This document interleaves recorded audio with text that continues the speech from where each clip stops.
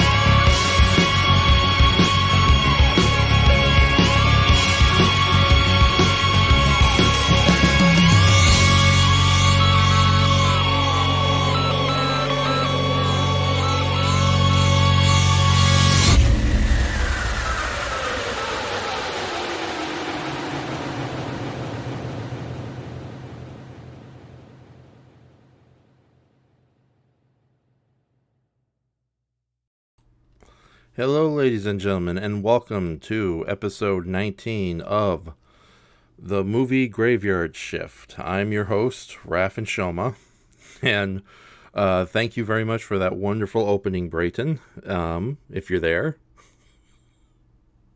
Hi, live long and prosper, and may the force be with you, Frodo.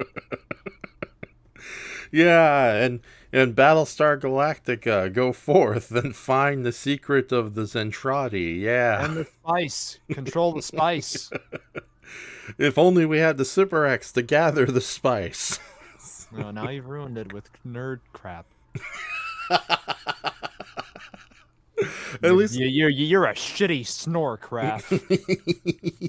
Sorry about that.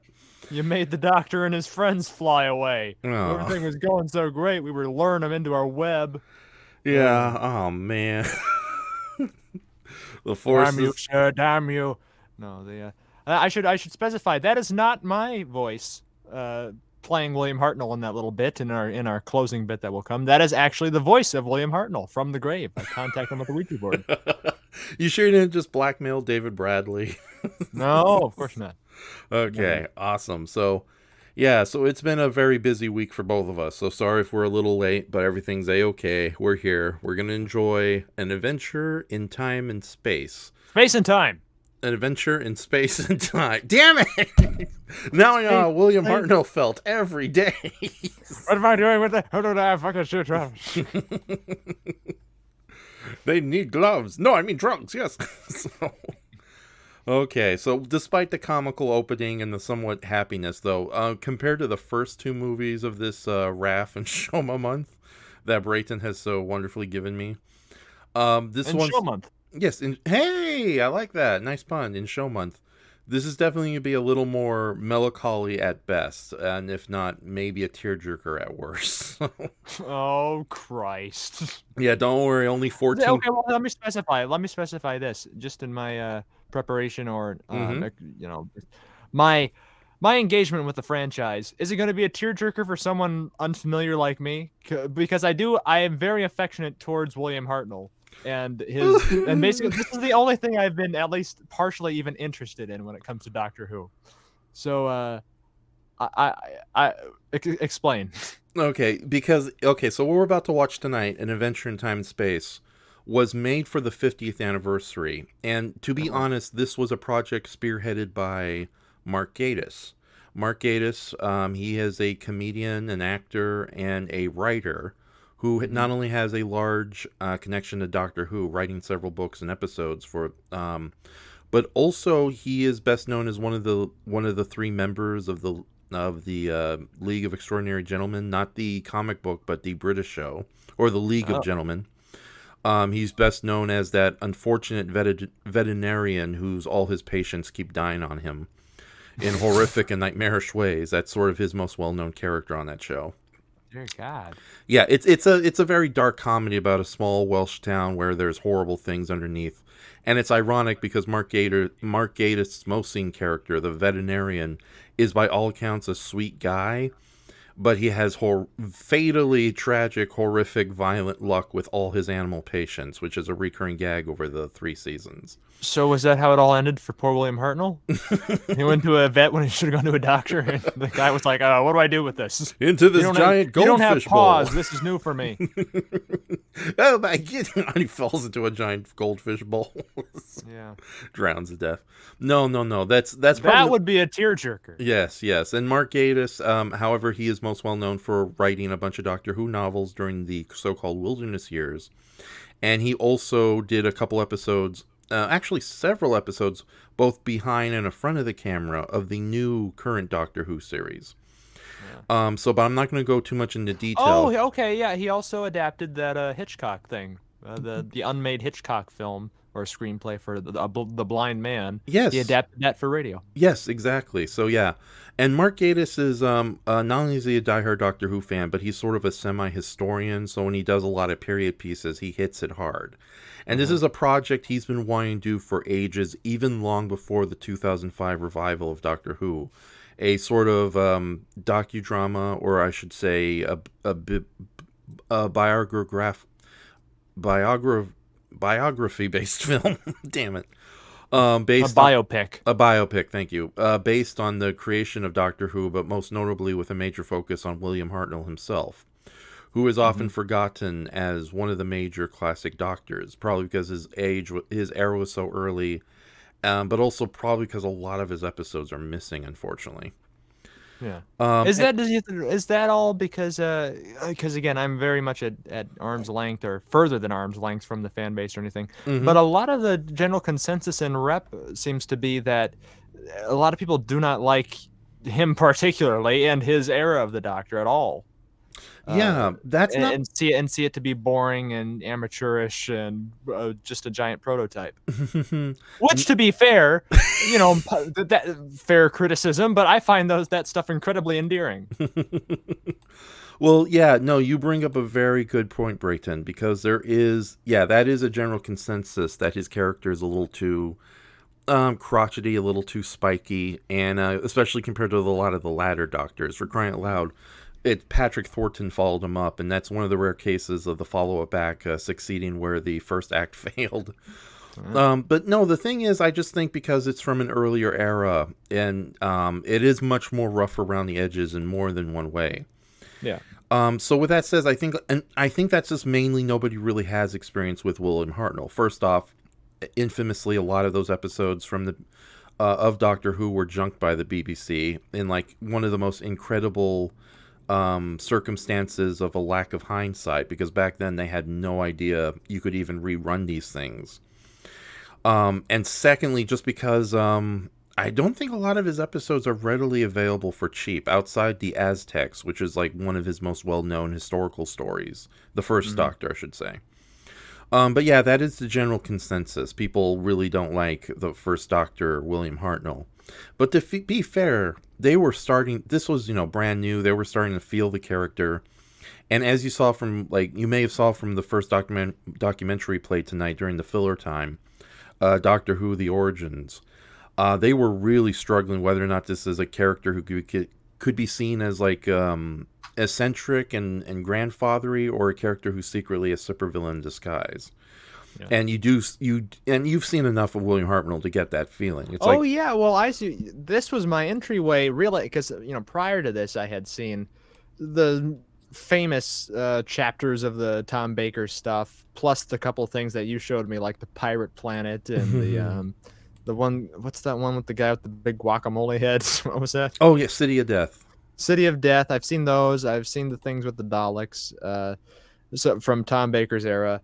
I've seen, is it John Pertwee who did Aikido, did the karate moves? I've seen brief clips of him. I've seen, very few clips of the newer stuff with David Tennant and so on. But no, my gateway to any of this stuff, and the only thing I've really been attached to, is the early William Hartnell series. And I don't know if I watched it all the way through. This was like a couple of years ago when I found specific Google Drive with a lot of the lost Doctor Who media, or not lost media, but just obscure media on it that I've shared with you. I started watching it, and it's a very chill and relaxing experience for me. And I find the live to tape quality of the show really endearing. And I find him very endearing. He reminds me, the quote that I've seen a lot of from, I don't know if it was he who described himself as this, or just the general consensus is that it's a mix of Wizard of Oz and Father Christmas, who is Santa Claus over there, or Papa Noel down south of the border. Papa Noel, as Andres would say, all excited. Yes. Papa Noel. But no, and I also, see a big, maybe it's just their personalities are similar, but also there's a bit of Dr. Smith thrown in the mix too that I really attach myself to, but more good-natured. So I find the guy really endearing. I can't say that I'm a huge fan or anything, because I would have to revisit it all again. I remember vaguely stories of him. I think it's the first story where he's on the planet of cavemen, or he visits the cavemen guys and they want him to make fire. And he attempts to kill one caveman with a rock. Yeah, that's awesome. Elder rage. I love that. Yeah, indeed. So it's funny too because everyone says this doctor is more dangerous and scary, and yet there's doctors who have willfully genocide entire races for horrific crimes of evil. So, yeah, it's like, what is it? My kind of people. Yeah, David Tennant killed like thousands of baby spider aliens and just stood there and watched while the mother's queen cried in agony. So. Yeah. And that was a Christmas special, Brayton. Oh, that's great. Really? That's great. Okay. Spiders roasting on an open fire. The queen crying her eyes out. Yeah. But no, Brayton, like Doctor Who is not an easy franchise to get into. We got like what 60 years for the first half, and roughly. It's something that I really would love to get into, but every time my attempts have been thwarted, or not thwarted, but it's just like there's an inaccessibility barrier for me. Like when I was invited on one of your streams that you did on Twitch once. And I think it was some John Pertwee episode with the Loch Ness Monster or something. Oh yeah, and I foolishly played Carnival of Monsters before the good one, and I didn't realize how bad that was. Yeah, and I was sitting there watching that, and it just seemed to me like an extended Monty Python skit where the jokes were cut out. But it's something I'd really love to get into. But it's like there's something where it's just. It hasn't been easy for me to get into, and I think there's just so much of it that it's just a daunting and intimidating task for where to jump in and how far to take it before I lose interest. Yeah, well, one of the good things about old school Doctor Who is that they did these various stories as standalone serials, basically becoming their own little mini TV movies. Granted, most of these serials were 4 episodes, but some of them could end up being 10 episodes long. And needless to say, those are definitely ones we'll not be doing on the Graveyard Movie Shift. The movie Graveyard Shift, damn it. But there are definitely like some of the 4-parters I think would make great filler for the show, if not something you and I can watch in private. But you did kind of the intelligent, noble thing by giving William Hartnell a chance. And with that said, even though you're probably never going to be a Doctor Who fan, but you definitely gave it one hell of a try. Maybe one day. I'm a William Hartnell fan. I'll say that again. Yeah, it's like, what is it? Everyone says they have it's like the Doctor Who fans, they say they have their own individual doctors. Like, he was my doctor. And would it be safe to say at this point that William Hartnell is your William doctor? Hartnell is absolutely my doctor. I relate to the man heavily. I've seen that there's one interview floating around of him on YouTube where he's like doing makeup or something, and he's extra crotchety. Yeah. He's like, no, I don't know, talking to a little trash bin or something. And then the guy asks him about, well, you're doing pantomime. Oh, this is not a legitimate art. I look at him and I listen to him talk, and that's me in a good 60 years from now. Yeah, that's my end game. We'll talk more about that little clip after the thing. But yeah, if you love William Hartnell, this one's definitely going to tug at your heartstrings. And a great fashion sense too. I would wear that. Look at him here; he's rocking that. Oh yeah, definitely. So, and we also got to give credit to William Bradley, who he's going to knock your socks off. William Hartnell. David Bradley doesn't get the voice down, but he gets a lot of mannerisms and some of the character beats down, especially. And yeah, it's going to be... He does look reasonably enough the part. Yes, but it is definitely going to tug at your heartstrings. This isn't going to be a fun comedy like the last 2 movies, Brayton. Nothing too horrific. There's not like the Doctor gets sexually molested by an ice warrior or something. Dear God. It's not one of those biopics. He doesn't explode falling down a canyon yelling Big Wayne, does he? No.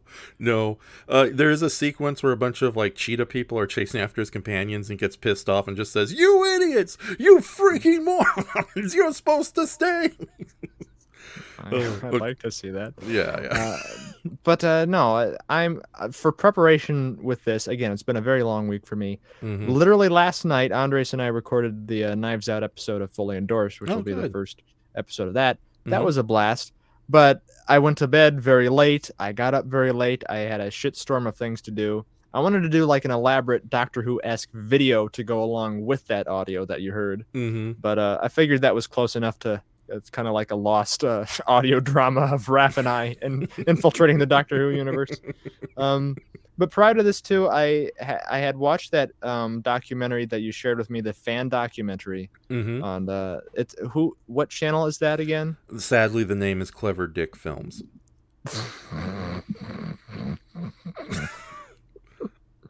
My kind of guy. No, I had watched that, so I do have a very I have the information that he gives you in that thing. I have that information going into this film, so hopefully I'll see some characters behind the scenes that he mentioned and Mm-hmm. in this one, and I look forward to it. I have to tell you. Yes, no, but yeah, brace yourself. You might be crying. Okay. Okay.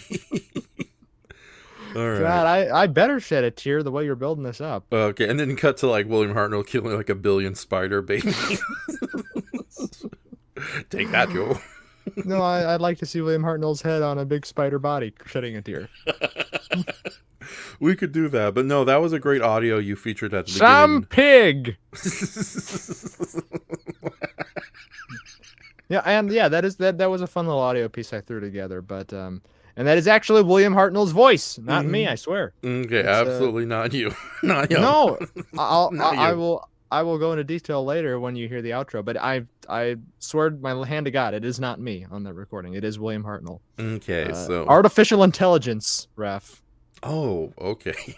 Yes. Sure. I've summoned him. Okay, so yeah, but no. That's pretty much all we got to say. So you ready to watch this, Brayton?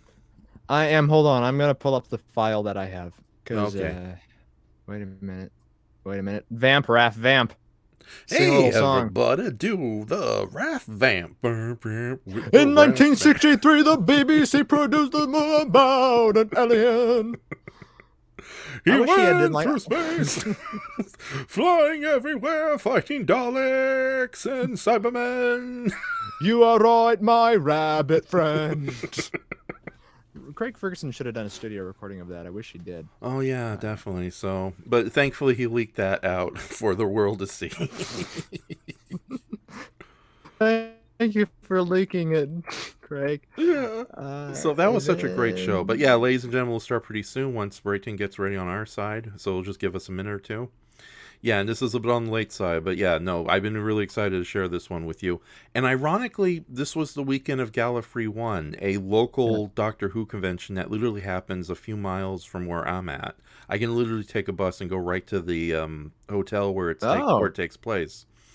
Have you been? I've only been there for like one or 2 days. You been? Yeah, but I've never been there for a full weekend. And unfortunately, because of this is my birthday month, and it's also the shortest month of the year, funds are never good. So, but I've been there. It is very packed for that venue, and I would not be surprised if they move it. But it's funny how many Daleks try to go through the crowds. Homemade Daleks, and very impressive homemade Daleks too, with LED I'd like to meet a lights. Dalek. Yeah. Okay, but yeah, so we're playing this on basically the weekend of Gallifrey 1. So, and yesterday was my birthday, so this is a big one. So, okay, you ready? Oh, you ever thought about cosplaying as a? Hold on, Raph. We're having some technical issues with our audio. It sounds like there's lagging and breaking up here. Really? But I wanted to ask. Yes, really. Did you ever cosplay as any Doctor Who character, or thought about one? I will give you a couple. I'll give you a couple seconds in between conversations, so we're on board. But I always, if I was a slightly thinner form, I would definitely go as a Cyberman. And there's a lot of different designs of the Cybermen you could easily ape. Although if I was to go, a more comical one, I would definitely do the Pirate Captain all the way from the Pirate Planet. Because that is definitely one of my favorite stories. Mark Rivers has done the Cyberman thing already, so he's already got that ground covered. I'm a Cyberman, dude. Yeah, but no, either a Cyberman or the Pirate Captain. Although the Pirate Captain would probably be a lot more fun to do. I would definitely even shave and dye my hair orange for that. So. Or just wear a wig. Okay, I have the video up. Okay, so you're on 00. Yeah. So, okay, ladies and gentlemen, we're going to start tonight's movie. Brayton, I will see you on the other side. So, all right. Yes. Okay, ladies and gentlemen, here we go with episode 19 of the movie Graveyard Shift, An Adventure in Time and space. Damn it. An adventure in space and time.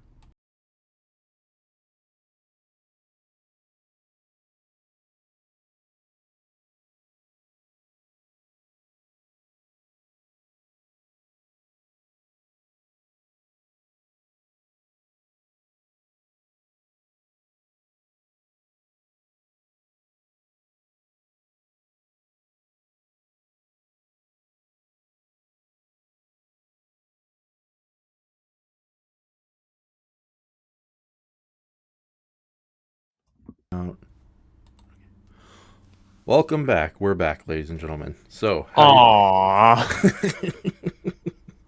Well, this was a delight. okay, all right. For a moment, I thought you were going to be like, "Oh, that wasn't so bad, you asshole. I want a dead baby spider." No, those scenes at home with his granddaughter and his at the end there with the "I don't want to go." Oh my goodness. I know. Matt Smith sort of took me out of it a little bit. Like, what the fuck? Like, if you weren't familiar with, okay, we'll talk about Matt Smith's. If you were coming into this like, I know who that is, just Uh-huh. cultural osmosis. But if you were coming into this blind, who the fuck is that? Toadhead. I know, it's like that common gag where it's like a character makes a big deal, then walks off, and then like the other characters are like, "Who the fuck was that guy?" Who is this man? Yes. Oh god, I got more sad news now. They remind me of that. But why did I laugh at that? We're not going to see his biopic next, right? No. Oh crap. Heads will roll. Yeah, they could. They could easily make a very sad biopic about that. Anyways. Yeah. Yeah, we're referring to Message from Space. But yeah, we'll talk about Matt Smith's little timey-wimey cameo later. It was going so well up until that. Yeah, okay. Do you want to just get it out of just the giant, bizarre, time-warping warts? Let's talk about that first so we can get into the good stuff, because I really did enjoy this. Okay, good. Okay, so this TV film, even though Mark Gatiss wanted to do it for the longest time, he was finally given the opportunity because it was Doctor Who's 50th anniversary in 2013. Yeah. And to the BBC's credit... Oh, wait, so this is another anniversary year, 2023? Yes, 2000... No, yeah, this is the 60th anniversary, and we're supposed to be getting a bunch of big specials at the end of the year. Oh, jeez. Yes, that's why I kept telling you that Neil Patrick Harris might be playing the Celestial Toymaker in one of them. So. All right. Yes. No. Oh, poo. Anyways... But no, this Why not Jeremy Irons? I don't think Jeremy Irons can do dance and singing. So. I know, but I'm thinking Michael Gough as the original. I'm trying to think, creepy British guy with cool voice. Yeah, okay, now I see where you're getting at. Neil Patrick Harris. Like I said, he's going to do a tap shoe dance while the world explodes in the background. The only thing more off-putting than Matt Smith appearing would be if Neil Patrick Harris just randomly was there instead. Dress up as a doctor, get that reference. Dressed up as Matt Smith's doctor with a little, the little Russian hats. Or it's like all the Doctor Who outfits just poorly placed on him. So as the fifth Doctor. Yeah. Okay, so this 2013 was the 50th anniversary, and to the BBC's credit, even though there's some things I'm going to mention about the BBC that's a little on the negative side, they decided to go all in with the 50th anniversary. Even though Doctor Who was relatively popular with Matt Smith in the lead, yeah, they still decided to kind of pay some backlip to the old series. Not by much, because you infamously, from a lot of interviews and kind of just offhand comments from making of books and documentaries, it seems the BBC, while they're really appreciative of the success of current Doctor Who, they're not happy about revisiting old Doctor Who in any way. In fact, it takes them an arm. You got to really like twist their arms if you want to bring back an old cast member or even a character. That's the big Brayton Connor for you. Yeah. But so yeah, and there's a lot of infamous stories about all that. I think the only reason this really got greenlit was because Mark Gatiss was good friends with the showrunners of both Russell T Davies and Stephen Moffat. And also it was a relatively low budget production to do anyways, and also they could repurpose some of the sets for the main draw of the 50th anniversary Day of the Doctor, which featured John Hurt playing a previously unknown war doctor. So, but and also in addition to that, there were other little specials and events that were done. Most notably, the fifth, sixth, and seventh Doctor actors got together and did a very comedic 30-minute special, which was only available online for temporary time, called The Five-ish Doctors, which was basically them desperately trying to get into the big 50th anniversary and failing. It's a pretty funny thing, but it's filled with a lot of in-jokes about Doctor Who, but it's just great to see all these actors kind of taking the piss out of Does themselves. Colin Baker still fit in the clown suit? He does wear the clown suit, but he's definitely much larger. But you'll love Colin Baker in it. There's a great scene where he's like with his family. He has a lot of daughters. I'll be honest, I've never seen Colin Baker in action. I've only seen photos of him looking very enthused in that outfit. Okay, so I'll just make this very quick. Yeah. Every actor who's played the Doctor has been very good in the role. Mm-hmm. Their seasons, however, are hit and misses depending on which you're dealing with. And poor Colin Baker, he had a rough time, all things considering. Mm-hmm. So, but no, there's this hilarious gag where, you know, it's like he's at home with his wife and many daughters, and it's like, oh, the new DVD edition of one of my stories came in, and then you see all the family trying to escape through the door. Don't try to leave. I locked the door. So it's that kind of short film. So yeah, I think only because it was the 50th anniversary, only because Mark Gatiss was friends with the showrunner, only because it was a fairly low budget production, were they able to actually get this TV film done. And was it obligation that they had to stick Mr. Fivehead in there then? Yeah, okay, so not to sound too overly harsh about it. Yeah, it was such an emotional catharsis for me, and then you know you get the Hayden Christensen on top of Sebastian Shaw's head moment there. Who is that man? Yeah, okay, realistically, William Hartnell's like, I'm having a stroke, there's some weirdo here. Who the hell are you? I just wanted to meet you. You get out of here! He just beats Matt Smith silly. Oh my god, that would be a great little skit. Cue the end music from Monsters Inc. Okay, so I don't know if this was Mark Gatiss's doing, because again, originally the short film was seriously pushed during the Wilderness years, where there was no current Doctor. So I don't know if that cameo was going to be there, or if I figured it was something like, okay, he's wistfully looking into the eyes of the future of the Doctor and the role continuing and on through the decades. And yeah, that's the intent. That's the intent of the scene. But at the same time, considering how pushy the BBC itself is about, you know, oh, it's got to be new Doctor Who, new Doctor Who, new Doctor Who. Yeah, it sounds a lot more shrewd than that. Yeah. So, you know, realistically, it might be a mix of the two. Because, again, Mark Gatiss is a big Doctor Who nerd, so he probably loves it. He works on a new series, what am I saying? So, and I do know that people who are familiar with Matt Smith, who watch this movie for the first time, especially if they're not like, they tend to see that moment as very emotional catharsis. It's like, I remember my mom. Babies. Yeah, my mom was a big baby. Oh, your mom's a Whovian? Yes, yeah. Mom and Dad introduced me to Doctor Who when I was a little kid because it used to air all the time on PBS. Of course, back then, I had a short attention span, so I was like, you know, who is this weird dandy man fighting a giant maggot? I don't get it.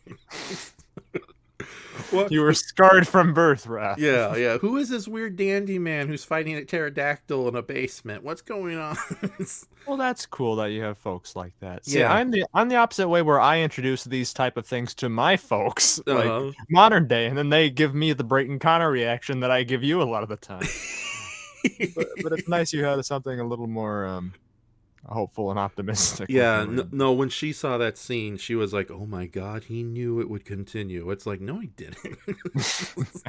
But I didn't say anything. But he was silently pissed off inside. Yeah, but like you said, the intent of that scene was, oh yeah, William Hartnell knows that this legacy would go on, and as we saw, this was a very collaborative effort between a lot of different parties, the actors included. So yeah, I think it does kind of. I know a lot of the older Doctor Who producers and actors and filmmakers, they're always so ecstatic to know that their series is still going on, even though the quality of the new series can be arguable. But To be fair, Doctor Who is never perfect. So. And like you said, there's never really been a bad actor or actress playing the Doctor. Yeah. Even Jodie. Even I imagine it'd be a really fun role to sink your teeth into though. I imagine everybody brings their best to it. Oh yeah, absolutely. It's like even the doctors who were unpopular still showed a lot of great enthusiasm into the roles. Jodie Whittaker, the first female doctor, I know her whole tenure was ruined greatly by terrible behind the scenes decisions, both from the producers, the script writers, and most notably the BBC. Who I don't know if it was because they were scared that there was a female doctor, but they moved the show to a later time slot, and they barely advertised it. Like, what is it? The show would only air once a year, and they would advertise it like a week before the premiere. It's like, what were you thinking, BBC? I saw a clip of, now correct me about this because you're in the know, and this will probably be more of a, we'll get to back to the movie, but this will probably be Raph's big Doctor Who stream for the movie Graveyard Shift. But is it true that they're going with David Tennant again from now on? I did see that clip. Yeah, okay, yeah, so Jodie Whittaker regenerated back into David Tennant. And right, and I know this face. I know these. I know these teeth. What? Yeah, it's that's a funny. I just gotta say, a great joke. That's a line that stuck out for me from this movie is the guy the caveman actor who refused to paint his teeth, and then as everything is going on, I did me teeth. Hello. Where did everyone go? Okay, so yeah, so the big mystery is, why did Jodie Whittaker regenerate back into David Tennant's Doctor? Because that's never happened before, right? It's never happened before, but there is precedent. I hope that's the right word I'm using. Precedent. Yeah. For the Doctor returning to his older forms. In fact, there's a big Tom Baker cameo in Day of the Doctor. That's basically, oh yes, you'll be revisiting some of the older faces. Well, yeah, I know that. It was doesn't he play the curator? Yes, the curator, who is supposedly. But if the Doctors have met each other though, and have galloped around the galaxy together at some points in some episodes, how do they manage that? A wizard did it. Oh. No. A space wizard did it. Yes, Omega. He did it. That son of a bitch. So, no. Okay, so usually I'm trying my best to keep this as simple as possible, because I know how I ramble, and Doctor Who is not the best for simplicity. And I am literally a baby when it comes to this. Yes, a big old baby. I'm sorry. I don't know why I love doing that so much. Okay, usually when the Doctors meet each other, it's under very rare circumstances, and it's either an extremely bizarre cosmic event that forces them to get into it, like there's like a master supervillain beyond what they're usually used to dealing with, or time and space has gone wonky, and the multiple Doctors have to work together, or simply, and I kind of prefer this a little more just for brevity's sake. Yeah. Just Doctors bump into each other, and every once in a while you can't avoid it. Like they have, it's like two people coming to a party wearing the same dress, except it's two people it's the same person from two different time periods coming to the same party. And I know they've used that as a plot point in certain Doctor Who stories, so including a really funny audio play with Tom Baker and David Tennant, meeting each other in a space station, and David Tennant knows what's going on, but he's doing his best just to be nice to this younger version of himself, so to speak. Okay. But yeah, that's usually some sort of like rare cosmic disaster, and based on kind of was the cosmic disaster the Jodie Whittaker era? No, okay, yeah, I'm not gonna get in. Yeah, Jodie Whittaker had a couple of returning old school Doctors in her final appearance.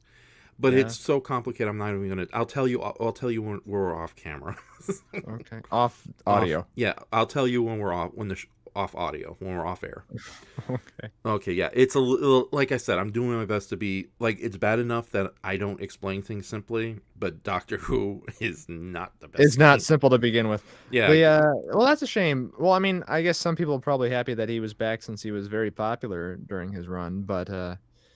Like if Jodie Whittaker was somehow pigeonholed as the problem, it would have been nice if they had gone with someone new, instead of just the safe bet. Yeah, well, David Tennant's only going to be doing a couple of specials, and he's going to be replaced by this really talented British black actor whose name I can unfortunately not say.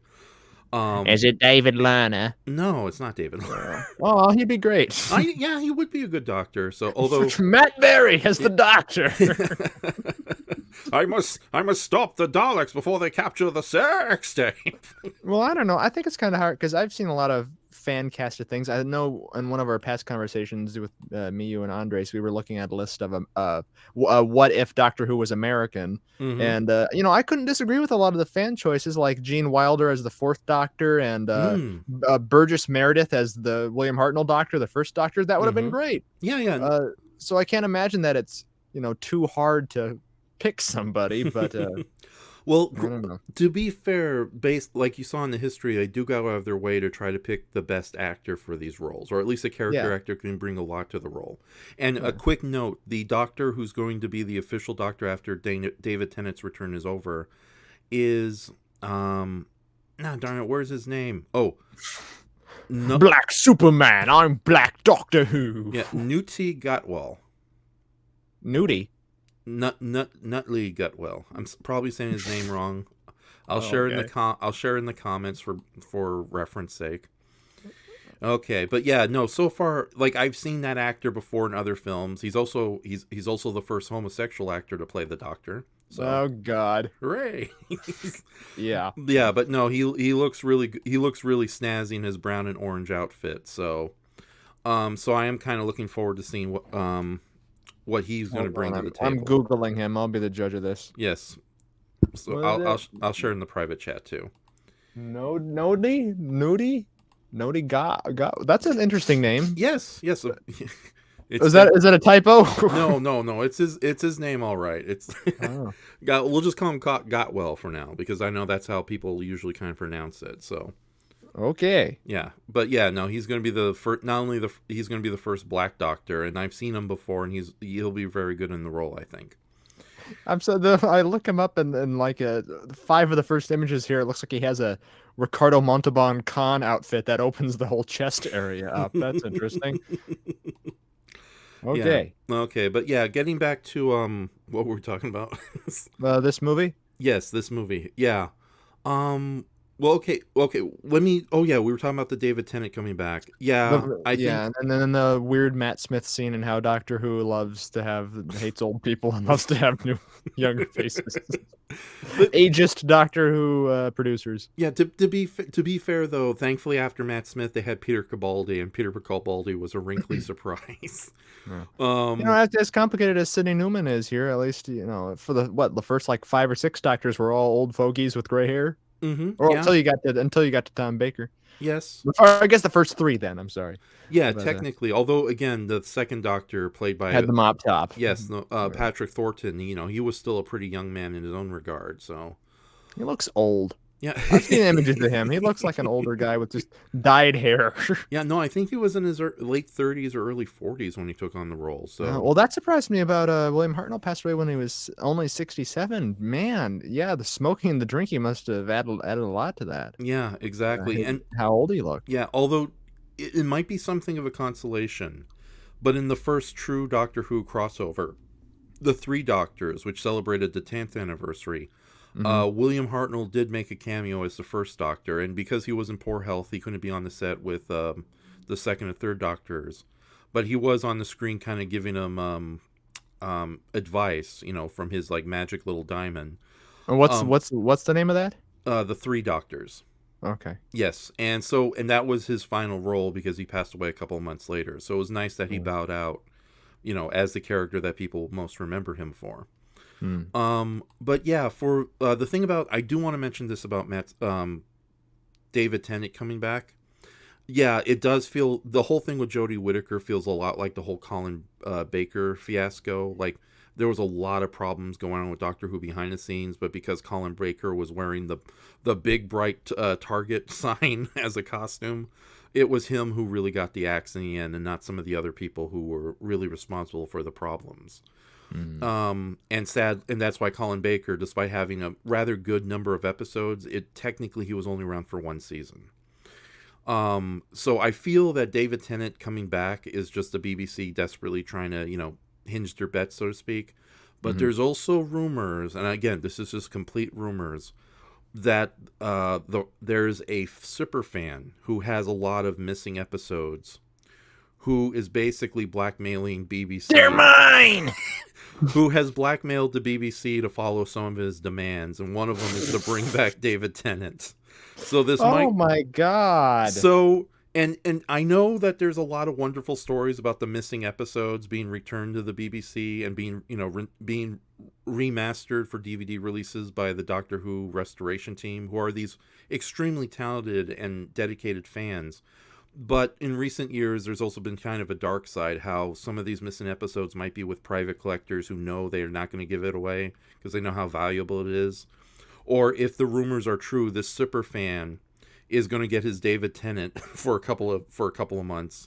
And then if it turns out, I hope that's not the case. That Yeah. is such like a pussy move on the BBC's part. I know. So if this, after David Tennant's return is over, if you suddenly see a bunch of missing episodes suddenly appear, I think we confirm this rumor. Well, like even if that's, and again, this is all rumor and innuendo, but even if that is the case, though, does their side in this negotiation, this Cold War era negotiation that we're having here, we're trying to de-arm ourselves? Is there evidence and proof that they have gathered that this guy has it? There's multiple sources from like high-end producers and people who've worked for the show and currently working for the show who've mentioned this offhanded. So, but it's still an unconfirmed rumor. But yeah, it seems that there's there's some shenanigans going on, some skullduggery. And the reason I bring up this insanity is because it ties back to tonight's film, because I'm glad that even knowing that this is a very good homage and salute to the very first Doctor Who. Yeah, it's like one of the best, for the fans TV specials I've ever seen. Mm-hmm. Yeah, and of the various specials that were done for the 50th anniversary, and of the few Doctor Who projects can be honestly called movies, which there is only 4 of them, I honestly do believe this is the best of them all.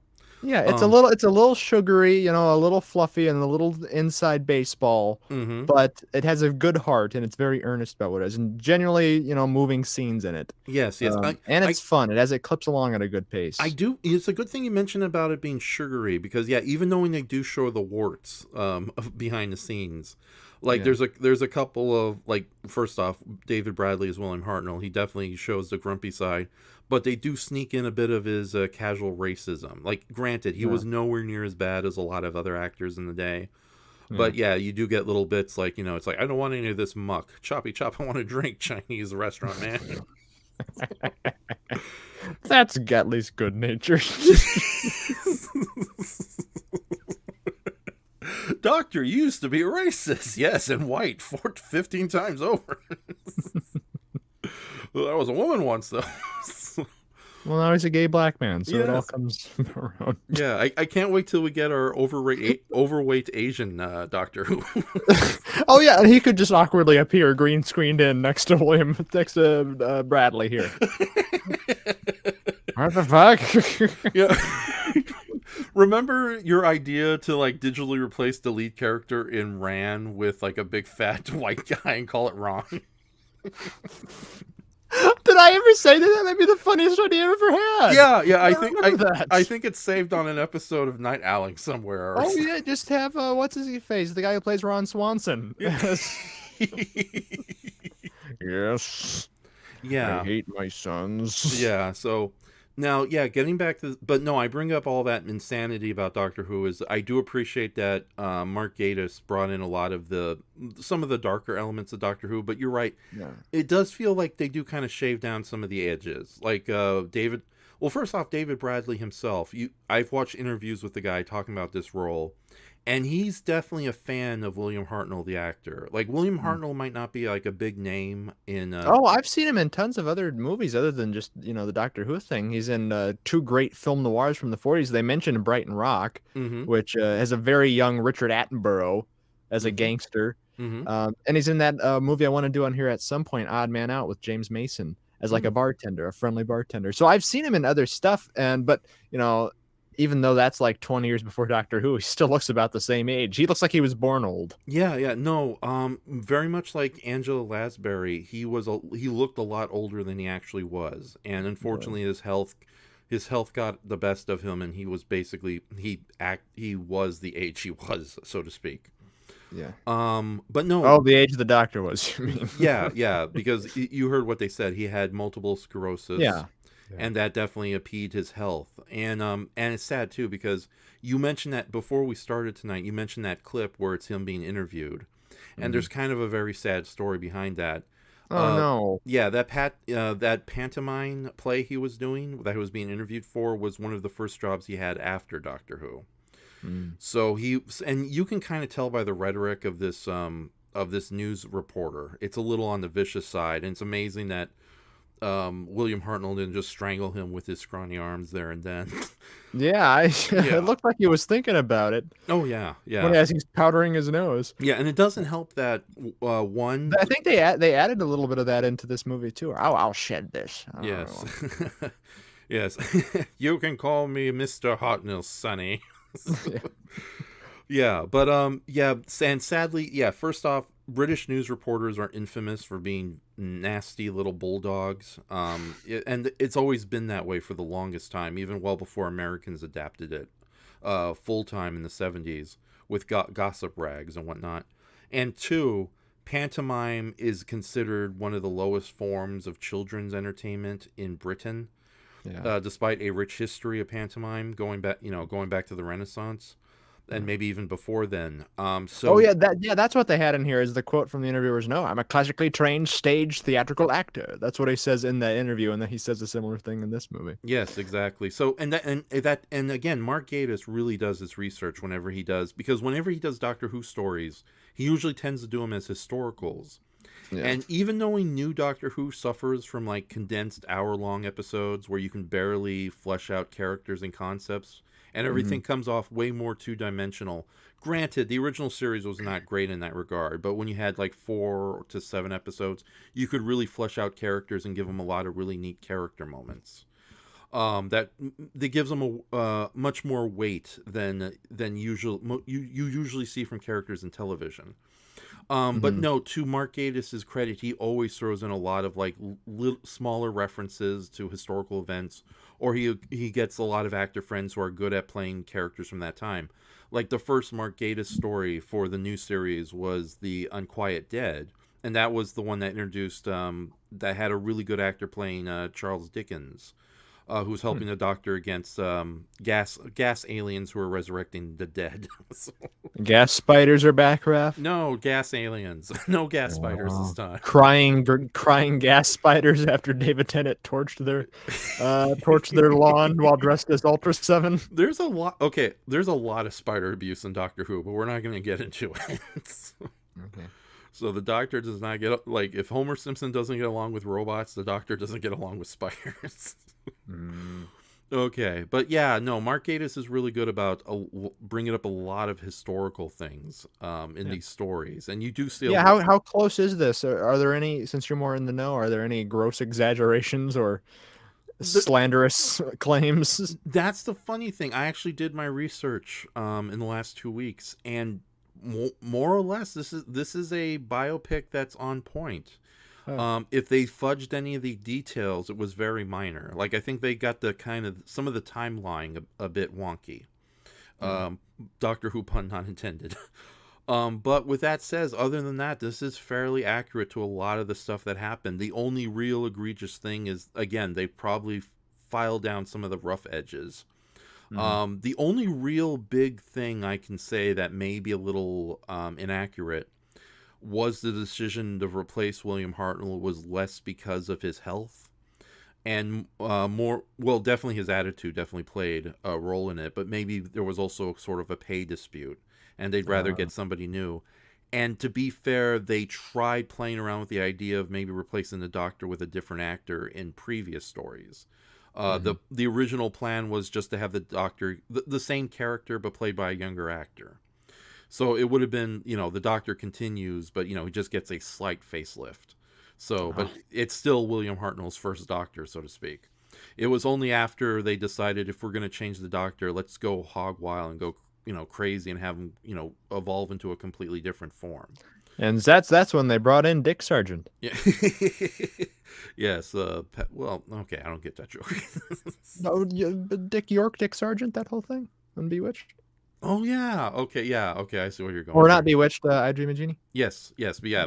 Patrick Thornton does look like Dick that guy. York would have been a great doctor. But, Oh, look at this! Amazing aliens everywhere. Oh. or Dick Van Dyke. Dick Van Dyke's good in anything. Any Dick is good at anything. Yes.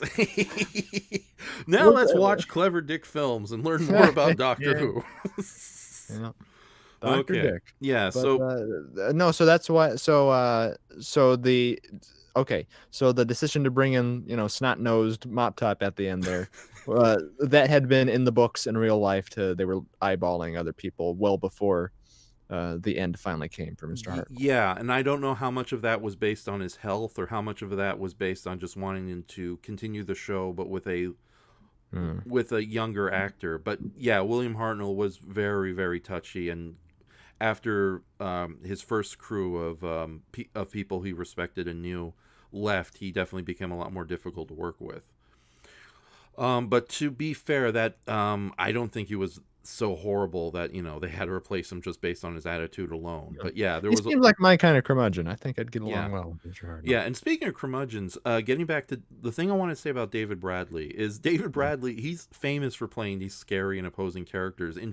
Famously, he's the untrustworthy Slytherin janitor in the Harry Potter They film. killed my cat. Yeah, exactly. And yet here, like, you see interviews with the guy, and he seems like an incredible sweetheart. It's so much so that I get the feeling that he has a lot of respect. Like, he obviously has a lot of respect for William Hartnell. Yeah. And William Hartnell, again, we know him because we're smart people. That's why we run this show. Yeah. But as far as like the general public goes, he's just a character actor you might recognize, but he's not really a big, pop culture icon or a recognizable name. In a weird way, people's respect for William Hartnell, he's sort of an actor's actor. And it's kind of similar to how, like, eccentric comedians and creatives like us have big respect for somebody like, say, oh, darn it. Donald Pleasance. Donald Pleasance or Hans Conried.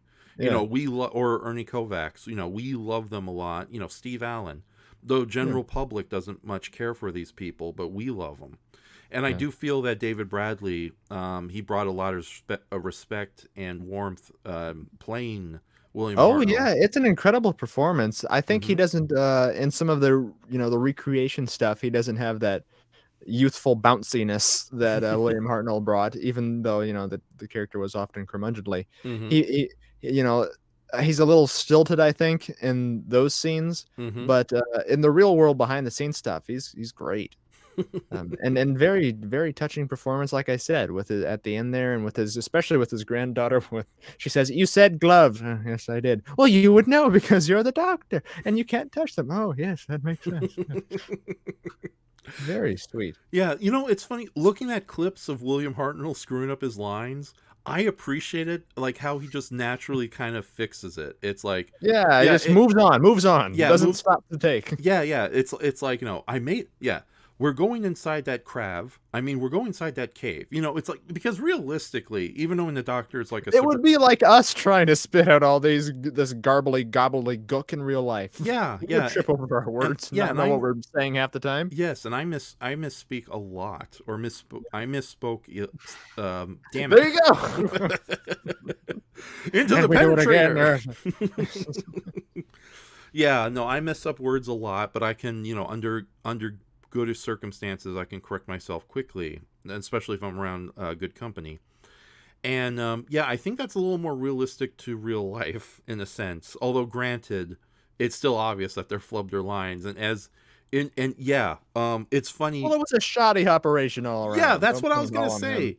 Yeah, it's like, again, everything here is spot on because it's like, all this kind of more or less happened. So bumping the camera and missing shots and getting boom mics and shots. Yeah, and ironically, that failed pilot actually survived to the modern day, so it's been released as a special feature on numerous Doctor Who DVDs. Oh. So you can see the big difference between the much more nastier version, the much more unpolished version, and the nastier version of the Doctor compared to the what I must have not seen the pilot then, because I've seen where I think the first episode where Mm-hmm. it opens with the policeman outside the police box, and Mm-hmm. you're introduced to the school teachers and Susan. But I must have not seen the pilot. Is it the same? Is it the same script and the same story, or is it a different story altogether? No, it is the same story. It's just some of the. It's just some of the.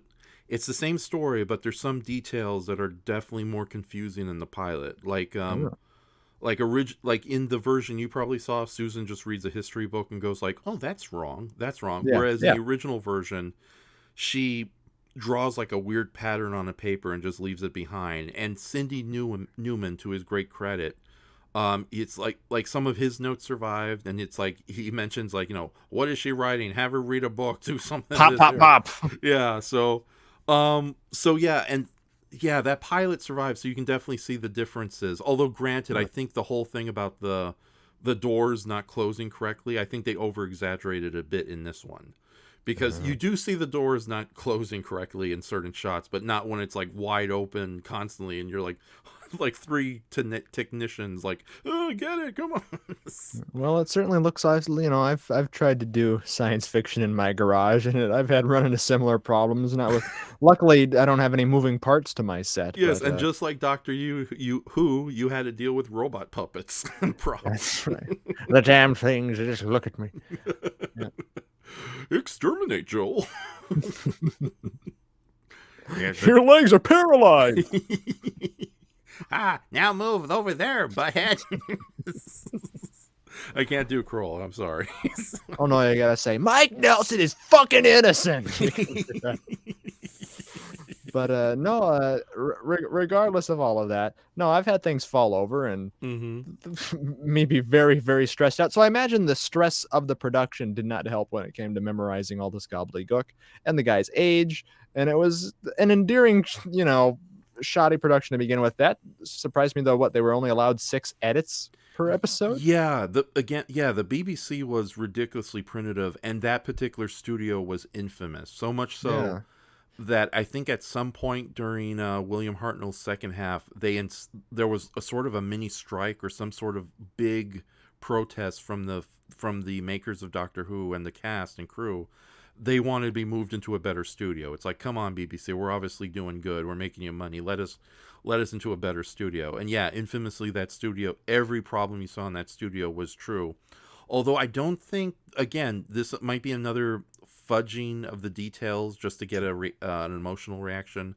I don't think the water ever poured on them during filming, but I may be mistaken, but I think it did pour on them like in between takes or during rehearsals. Yeah, well, I can say that just watching, I knew that it was basically live to tape where they would film it and then it would like immediately go into the editing machine. But when you just watch the things, when you watch the episodes, it does really remind me of like the old live, performances that used to air on television from the 50s and 60s, like from the Desilu Playhouse and Tales of Tomorrow. It's really got that primitive VHS videotape feel to it. And though in those cases they, had much more time to prepare and rehearse than I imagine a typical Doctor Who episode. Oh yeah, definitely. It's like, from what I understand, they would film an episode a week and then have it air the week after. So yeah. And another thing I got to mention, old school Doctor Who, especially during the William Hartnell and Patrick Thornton era, these guys were filming it like a soap opera. So these weren't just like a simple 13 episodes a year. We're talking like 30 to 50 episodes a year, so yeah, that's really taxing. Yeah, exactly. So, and it's such a shame that there's so much missing from William Hartnell and Patrick Thornton, because technically they have like tons of episodes under their belt. It's just sadly a lot of them have been lost to time. Yeah, I have listened to a lot of the just surviving audio recordings. I guess people had recorded way back in the day off of their television. Yes. And it's really hard in those cases too, because it's nice that you can kind of hear and imagine in your mind what the episode was like, but the audio was so bad. Yeah. To be fair, the Doctor Who restoration team, they got a lot of these. Well, first off, God bless all the old school Doctor Who fans who were smart Yeah. enough to use audio tapes. Although, for the most At part, least there's something. yeah. And with that says, all the missing stories do have some audio backup in one form or another. And also, the Doctor Who restoration team have done their best to clean up the audio, and especially shows with recent DVD recreations that use flash animation to bring back some of the stories. Yeah. They use the original audio paired up with animation. Granted, your preference may vary depending on how you think. What do you think of the animation that was used? But it's nice to know that these restorations exist. And Well, what do you think? What would you say is the most unfortunate missing chapter or story from Hartnell's run? that would have to be the Daleks' master plan, because it was Mhm. such a big, like a big story arc. It was 10 episodes, maybe even more than 10 episodes long, actually.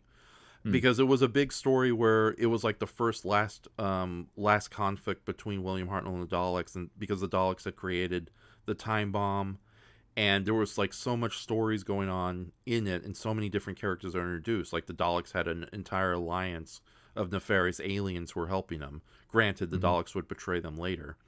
So yeah, that was like the biggest loss of all this Doctor Who media, and this was like a big story arc. So much so that characters that only appeared in this story arc are officially considered companions. Yeah. And some of them die horrifically at the end, just to show how bad the menace with the Daleks and Time Bomb got. Granted, though, the Dalek Master Plan is also infamous for having an out-of-nowhere Christmas episode. Well, that's always fine. Yeah, I don't know. I'm sorry. Like, there It's are... actually, I mean, that's sort of like a TV staple too. Did they ever have a flashback episode or a clip show? I mean, No, no, I don't think they ever had a clip show. But yeah, like they've only had one Christmas Christmas episode in old school Doctor Who, but then they made it into like a yearly tradition with the new series. And I hate to say it, other than a handful of certain stories I think are very, fun and charming, the majority of Doctor Who Christmas specials are not appropriate for the holiday. It's like, oh, we're going to have a Christmas special and thousands of people will die. all the spiders, Yes, not just the spiders, like, this innocent people the get murdered. ants, Huh? the ants, the wasps, Oh, no. Thankfully the web planet the mosquitoes. Yes. No, there's there's a whole episode called Voyage of the Dam, which was a Christmas special, and it's basically the Poseidon adventure, but way more mean-spirited. Oh boy. Yeah, on a alien recreation of the Titanic, and I think only like 4 out of the billions of people who was on board, only 4 people survive at the end. So, yeah. I have to tell you, Rafa, from all of this stuff, Doctor Who sounds only slightly less convoluted than Power Rangers. Good. I agree. Well, No offense to Power Rangers, but they just made that shit up. Even as... Oh, yeah. According to Shay in the chat, Master Plan was 12 episodes long. oh, Yeah, so... But yeah, well... and all of it's gone? Yeah, all of it's missing. Although although the audio survives, Yeah. and a group of talented college students actually recreated the prequel episode, Journey into the Unknown, I think it was referred to, almost beat to beat based on old scripts. Although sadly that episode's yet been released officially on DVD, despite how they really went the distance recreating the sets and using the original scripts. According to Shay, 3 episodes of Master Plan did survive. Okay. Oh, that's right. Okay, I totally forgot about that. Because I know I had mentioned to you before, just because of my love for Michael Gough and the idea of it, I wanted to do like a fan restoration of the Celestial Toymaker arc. Mm-hmm. And I know that there are surviving elements of that, though. I think the first part and the last part of it are surviving. Yeah. But it's all the middle bits. But Yeah, I think the last story of the Celestial Toymaker survived, but everything else did not. oh, okay. But with that said, yeah, I actually have a DVD box set that has all the scant surviving episodes long before they ever did any animated recreations. So I'm gonna have to look into that. But no, I would love to help you with that recreation if you can. Even if I'll do If our opening bits was any inclination. Okay, so but no, getting back to there's so much to talk about Doctor Who, but yeah, it's Doctor Who is slightly more coherent than fucking Power Rangers. I will admit that. Does what's his name? Paul Frees show up? No. Oh, Paul Frees from Mighty Morphin. No, he's never shown up on Doctor Who officially. Paul Frees. No, that guy. Oh, well, no, obviously he wouldn't because he's an American guy. yeah, I was you making mean a Paul joke. Freeman. Paul Freeman. I was making a joke, but I yes, know. Paul Freeman also works too.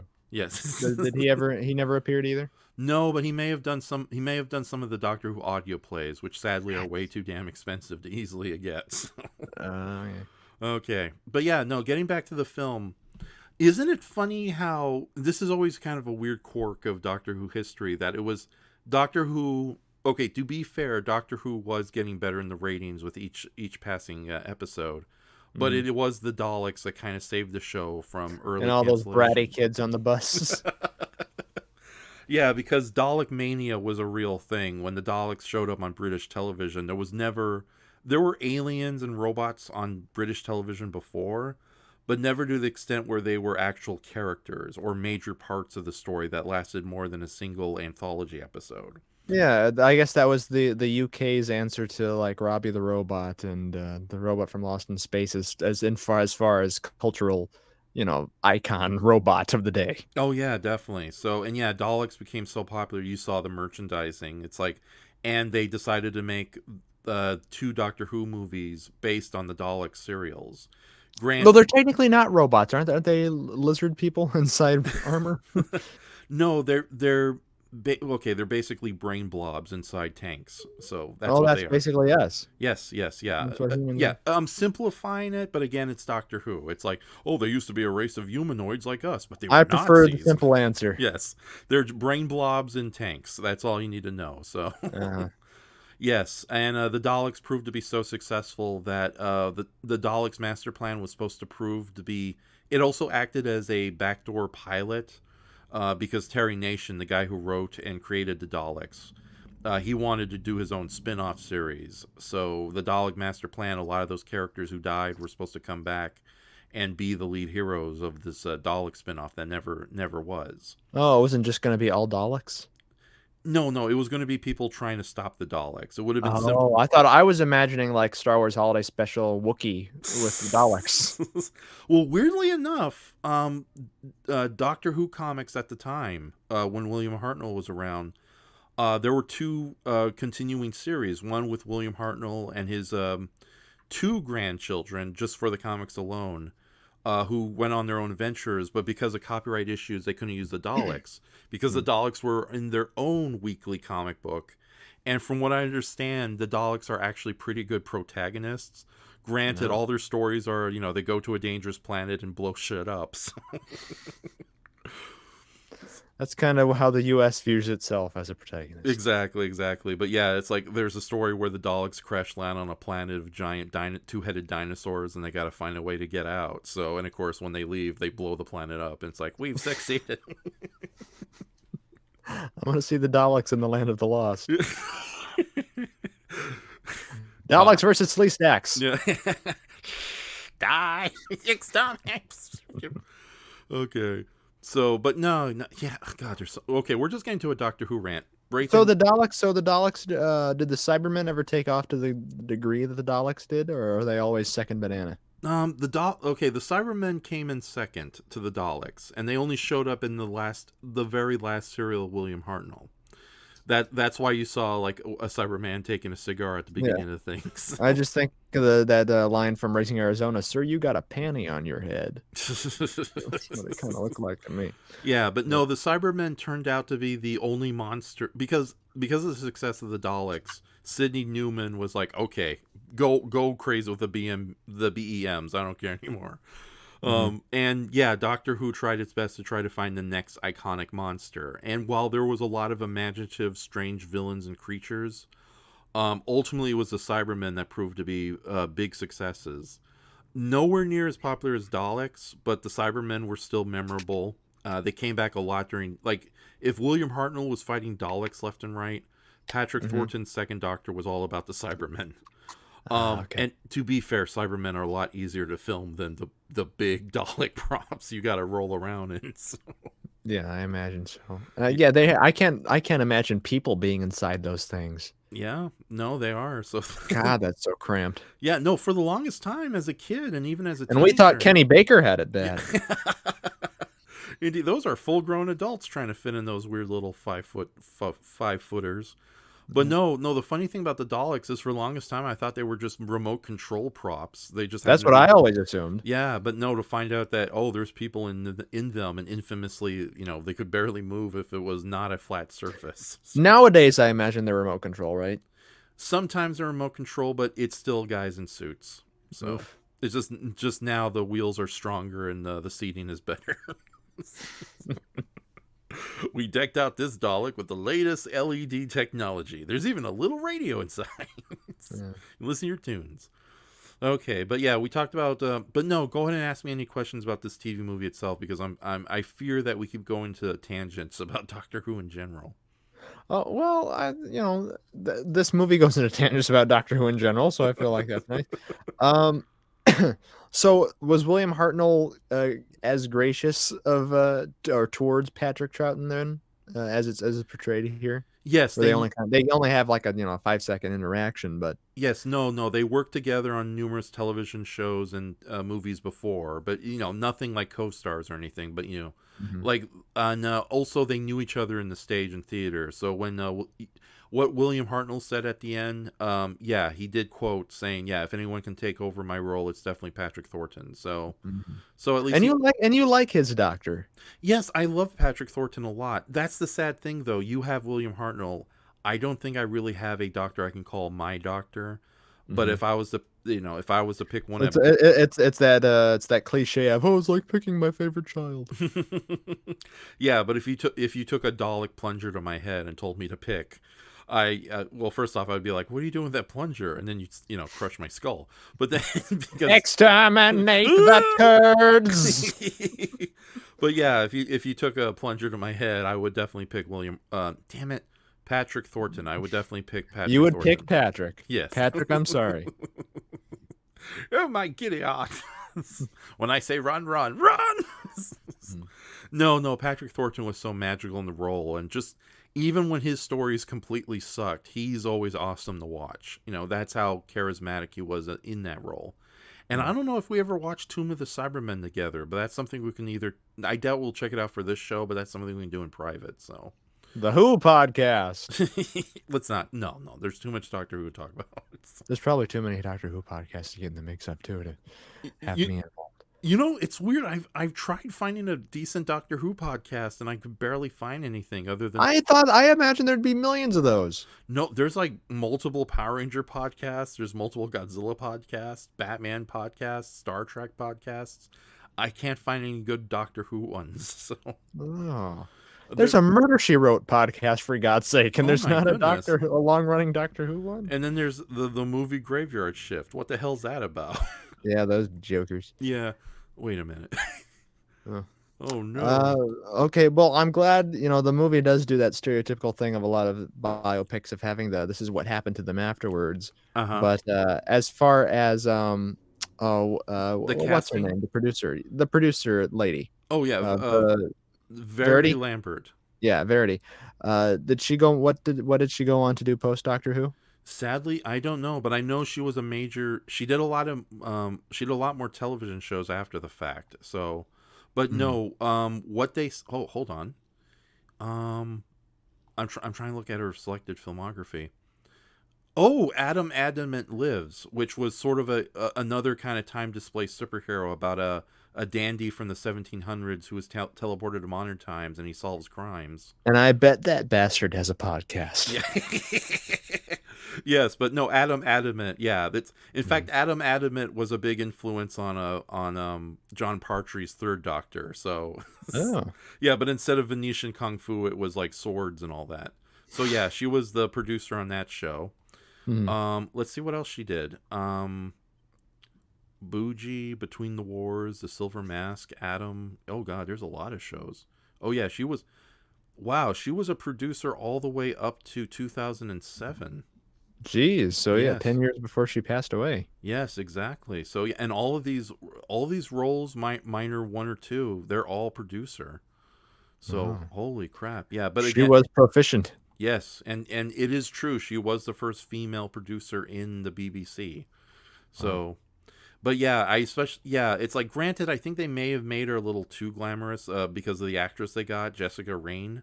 She looks close enough. Yeah, well And that's and that's not always the the deciding factor is do they look like the person. It's yeah, but the side by sides at the end, yeah, it is amazing they well cast this movie. Although, like you Yeah. said, David Bradley looks like William Hartnell, but he doesn't sound like him, and he's a lot Right. stiffer. And I wonder if Yeah. that's because maybe David Bradley was a Well, yeah, lot. David Bradley's probably a lot older than William Hartnell was at the time. Yes, yes. Although he definitely he played the first Doctor again in some audio Yeah. dramas, and then showed up in Peter Capaldi's final story. Yeah, Which, he's probably coming to his own by this yes, point of yes, being that character. yes. It's funny. He's in Peter Capaldi's final story, Twice Upon a Time, which is also a Christmas story. Damn it.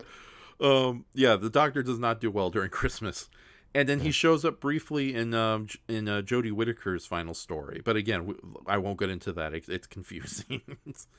So yeah, he definitely has made his mark as the third actor to play the first Doctor.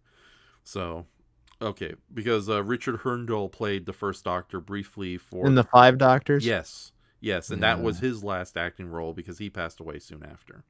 Oh my God, it's cursed. Yeah.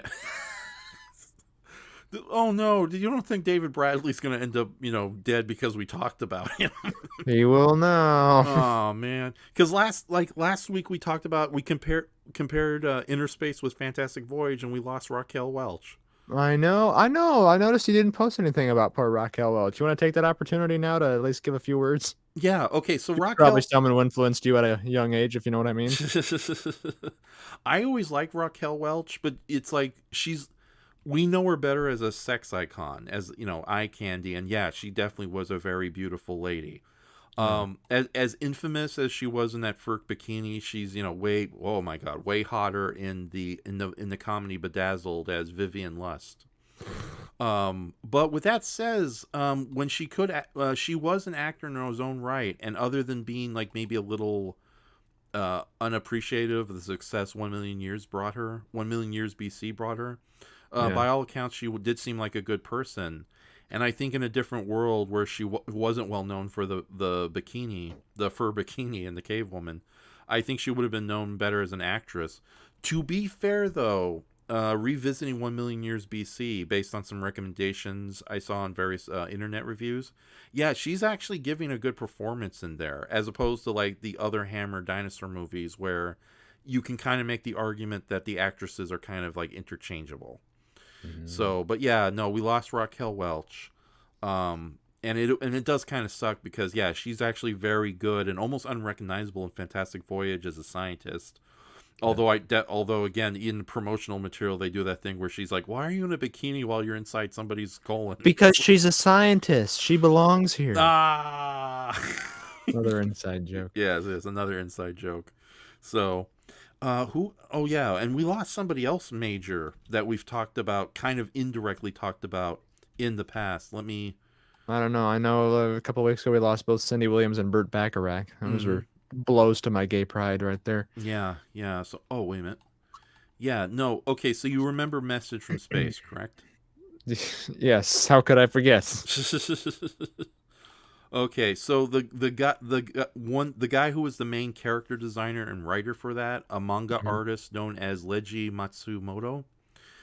He's famous for more or less bringing the space opera to Japanese manga in the 60s and 70s. Complete with his own little shared universe of various characters that was still recognized in all the anime adaptations after the fact. And he was one of the lead writers and the character designer of Message from Space, like I said. He died today too. Oh. So yeah, and growing up with Message from Space, and like I was talking with Miguel yesterday while we were celebrating my birthday, yeah, we grew up with Message from Space long before we got into Star Wars. So for us, technically, oh my God, yeah, Message from Space was our Star Wars. Wow. Sadly, That's for interesting. for better or for worse. So yeah, so to Yeah. hear that Leiji Matsumoto passed away today was also kind of a kick in the gut, so to speak. Gee, that's very depressing, Raph. Yeah. So welcome to the movie Graveyard Shift, Raph's Yes. birthday weekend. Well, back to 1 million years BBC. Uh-huh. Can you explain? Oh. Can you explain this to me? Because a couple of years ago, I really got into Red Dwarf and was watching a lot of documentaries on it, and that was a part of the BBC whole thing. Mhm. Where did the apparent dislike, vehement dislike for science fiction come from? Okay, it's weird. I think it largely has to do with around that time, most British television shows were more heavy handed dramas, down to earth material. Yeah. And science fiction has always been seen sort of a crux. It's like the making of Doctor Who, even in the later eras, have always been troublesome. Hmm. But also, I think it's just a general attitude against science fiction. Like, you remember how science fiction was really big for like the first 3 years of the 50s? And then Yeah. after that, it was just all cheapies that the major studios didn't want to play around with.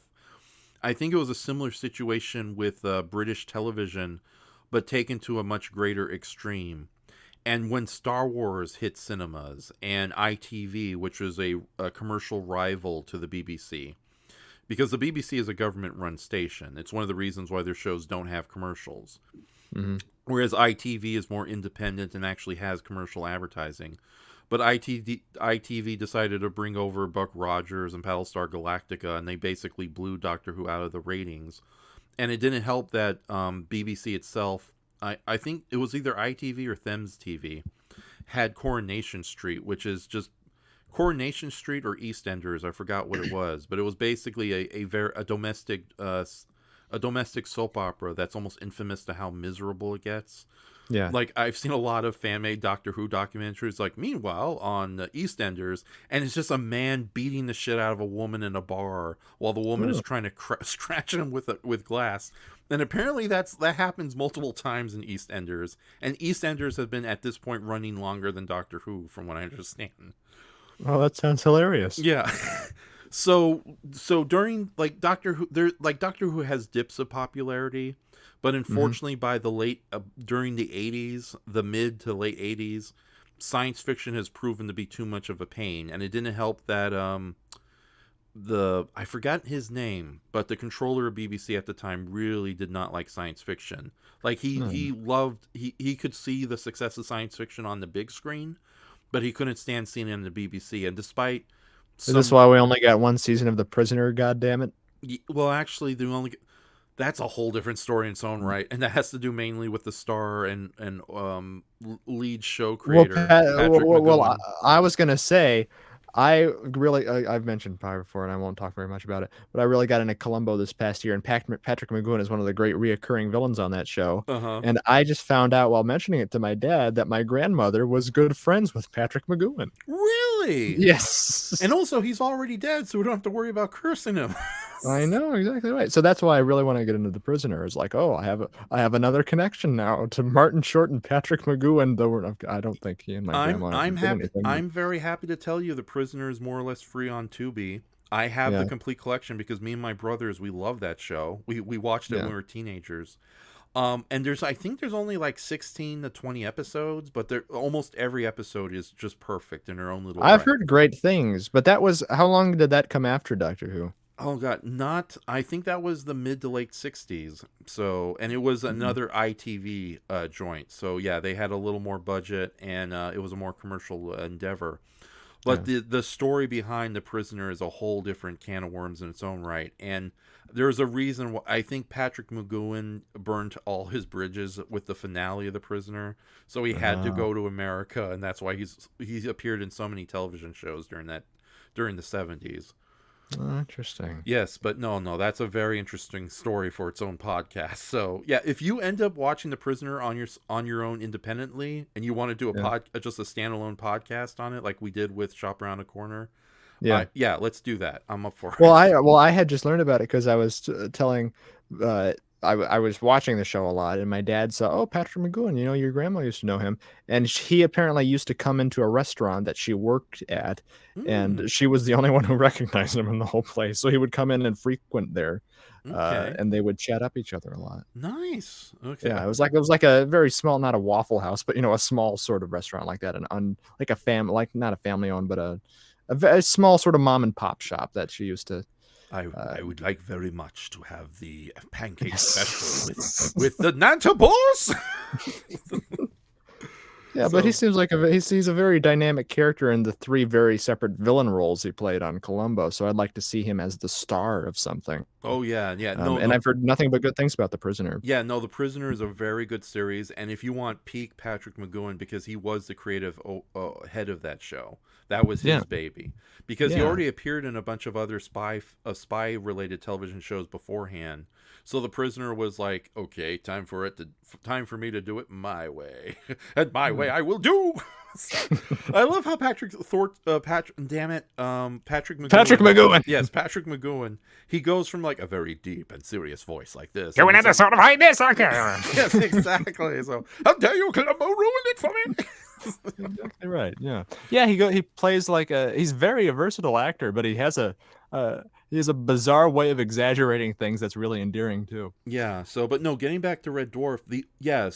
Just getting back to Red Dwarf. Infamously, yeah, Doctor Who, despite improving in the writing and production in the latter years of the 80s, it was doing terribly in the ratings, and by that point the public didn't care about Doctor Who. So they canceled it unceremoniously or put it on hiatus to kind of keep everybody from screaming at the BBC. And at the television set. Yes, and it was a long hiatus for 16 years, so to speak. Red Dwarf got away with existing as the only real sci-fi thing on British television for so long because it was a bottleneck show. It took place on the same spaceship all the time. Yeah. And because it was considered a comedy. Had about the same production value. Yes. And it was considered a comedy, meaning it had more worth to the BBC than as a science fiction program. Yeah. So, but yeah, that's the reason why science fiction did not return to the BBC until BBC 2 or BBC 3, I believe, started airing Buffy the Vampire Slayer. And Buffy the Vampire Slayer was a bigger hit in Britain than it was in America, which eventually led to more science fiction shows being produced in Britain and eventually led to the resurrection of Doctor Who. So, okay. Long, complicated history. Yeah, again, it's so sad. I know this stuff like the back of my hand. So it's like, there's a dumb Godzilla on the back of my head. Hold on, let me shoo it off. Okay, good. There's a Cyberman. There he is. So, getting back to, what did you think of Brian Cox as Sidney Newman? Oh, I thought it was very endearing with his old pop routine. He seemed like someone who was very enthusiastic about it, minus you probably would hate him because of the no bug-eyed monsters rule, but... Yeah, no, here's the thing about... I like Brian Cox in just about anything. Yeah, no, Brian Cox is one of those actors I'm always happy to see in any role, but it's rare to see him in a role where he's not playing like a bad guy or a jerk. And it's great to see him basically, I don't know if you got this or not, but he's basically the Carl Denham of this movie. Oh, yeah.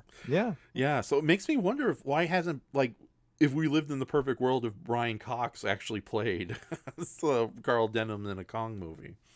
Yeah, but he has that same enthusiastic spark. Yes, exactly. And what's funny, too, is he's really good in the role, because if you see interview and documentary footage with Sidney Newman, that's basically him. It's like... Yeah, they got the look right. Yes, the look right, but also a lot of the personality. And it's funny, too, because, again, that really good hour-long documentary that I played earlier in the night, Doctor Who, The Origins, they showed Sidney Newman's notes about not only the failed pilot, but also early versions of the scripts or some of the character concepts. And it's hilarious because Rex Tucker, the director who was trying to control the show before Verity came in, the one who's like, oh, Frank Morgan's dead. I said someone like Frank Morgan. That guy. And yeah, even though he wasn't a complete bastard, he was difficult and did not have a good time with Doctor Who. Only directing one serial out of the whole franchise, the Gunslingers, which apparently was just a big shit show behind the scenes. Oh, is that Doctor Who Goes West? Yeah, he meets Doc. That's another thing. The Red Dwarf had a Western episode. Star Trek had a Western episode.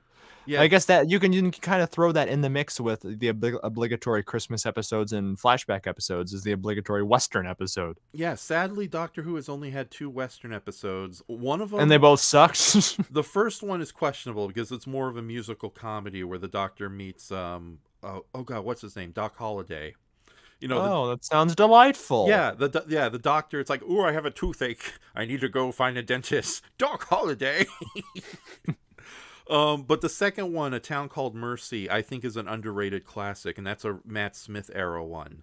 So, but I'm not going to reveal too much about it because that would honestly be one of the new Doctor Who's I'd like to watch with you independently. So, but yeah, he's amazingly the Doctor. Well, again, they can't really film in foreign countries, so a lot of it takes place in Britain and European places. Yeah, very limited. Yes, like the planet Mondas. The planet backyard. Yeah. And the other dimension known as Wales. Quick, find an abandoned field in a cave. Throw Tom Baker in the water. He'll drown. Oh my God, I'm on another planet. Well, there's like a bunch of like British biddies like feeding the ducks in the background. Okay. Space ducks. So yeah, no, it was really fun to see Brian Cox as Sidney Newman. I really thought that was really smart casting right there. Yeah. And what did you think of Sacha Dhawan as Waris Hussein, the first director of Doctor Who? Well, I was going to ask about him too, post Doctor Who, since he and Verity spent a lot of time together. I saw that they worked together or collaborated numerous times since. Yes, I'm looking at his hold on. Okay, his directing credits are a lot more limited than I'm gonna have to go to the IMDb. Bum, bum, bum. Yeah, but no. I thought Sacha Dhawan did very well. I don't recognize him, but I imagine he's typically a British television actor too. Yes, if you've seen enough contemporary British shows, you see Sacha Dhawan a lot. And I'm looking at hold on, at a Waris Hussein's filmography, and yeah, he's definitely a television man. It's like he has he's done a lot of TV movies and scant episodes throughout different series. But yeah, apparently he worked all the way up to 2020. Oh, 2022 was his last doing. Oh my God, he's still around? Yeah, no, he's still around. He does interviews every once in a while about Doctor Who. So Oh. yeah, Oh, that's so nice. yeah, and he generally seems like a nice person. In fact, Sacha Dhawan actually met Waris Hussein before making this movie, so they got to play off each other a lot. But cool. another thing about Waris Hussein himself, not only was he one of the first directors of Hindi descent to work at the BBC. Yeah. Don't get you. And there's always been a big divide there, I know, with the UK. So. Yes, which they actually touch upon in this film. But he was also, oh God, don't yell at me. He was also gay. He's also gay. Warren Hussein. All right. Hussein. So yeah, a double whammy at the BBC. Gay Middle Easterners and a gay black Doctor Who. Yeah. We're taking over. Don't forget the Jewish lady with the piss and vinegar who's a producer. All right. The piss and beer. Yeah, and Sacha Dhawan, you want to know something else? He returned to Doctor Who playing the Master during the Jodie Whittaker era. Oh, that's nice. Yes. Granted, his version of the Master is one of the more psychotically angry versions. Well, Yeah. I've always liked the idea of the Master anyway. When did the Master come along? That was until a few years in, right? Yeah, that was John Partry, and the idea was they wanted to give the Doctor a real arch nemesis, sort of Dr. Moriarty to the Doctor Sherlock Holmes. So they created the Master, and the character proved to be very popular. And thank goodness, too, because his first season, which was, I think, John Partry's second season, he's in every episode, either working with the villains or in charge of the villains. But there's a hilarious, there's this YouTube channel called STEM Films, which did this really hilarious overlook at the second season of John Partry's era. And it's like, oh, I wonder who's in charge of this. It's the Master. Oh, goddamn it. Yeah. It's like, and these. Yeah, I'm most familiar again through what it looks like and everything, and seeing just a few episodes here and there with the Roger Delgado version. Yes. How many has each Doctor Hints had their own version of the Master after he has stepped down?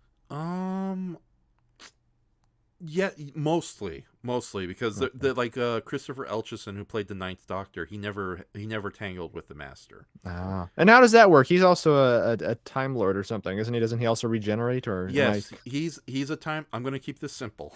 He's a Okay. Time Lord like the Doctor, so that give the producers many chances to have him come back. So yeah, in different forms, but Sometimes as Melty Face. yes, well that's the thing. The Master is a far more evil Time Lord than the Doctor is, obviously. So Well, yeah. he's not up to doing horrible things that continue his lifespan. So Mhm. like taking over other people's bodies and killing to get ahead. So Ah, good man. yes. But yeah, and the Master proved to be like he's the third most popular of the Doctor Who villains, right behind the Cybermen and the Daleks. So Yeah. yeah, and working with both of those aliens on numerous occasions. So he has a complicated relationship with Cybermen in particular. It's a love-hate relationship. Mostly hate. Yes. They love to hate. Yes. Okay, so yeah, that's pretty much all I got to say on this TV movie, but I'm glad it exists. I'm glad it got Yeah. made under the circumstances that allowed it to get made. And getting back to Mark Gatiss, I love Mark Gatiss as a human being, but there's always this complaint both in and out of the Doctor Who fandom that on his own his writing material sucks. Oh. And a lot of people don't like his Doctor Who stories, and I know they are middle of the road, but it's like some people treat them like they're so mediocre they're not even worthy of being called bad.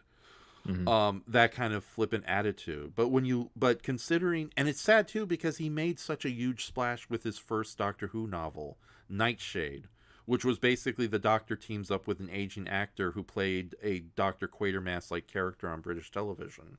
Mm. And it's known as it's a story that's so popular that it's been adapted multiple times and even given its own audio recreation officially.